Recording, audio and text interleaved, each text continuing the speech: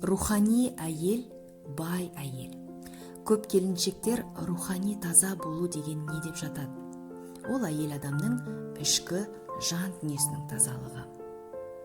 Егер әйел күнде біреумен ұрыспаса, әр нәрсеге қорқа бермесе, ренжімесе, жамандық ойламаса, адамдарға жақсылық тілесе, әр затқа алғыс айта білсе, ол рухани таза әйел.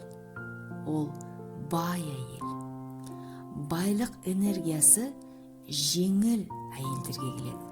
Ал жеңіл энергия айтылған 6 пункттен құралады.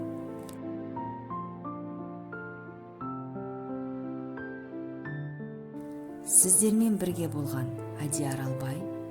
Өзіңізді таба алмай жүрсеңіз, ештеңеге қызығушылық болмай, мүлде шаршасаңыз, онлайн консультацияға шақырамын. WhatsApp номерді описаниеде астында көре аласыздар.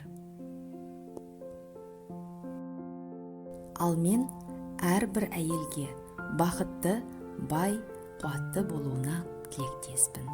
Көріскенше күн жақсы.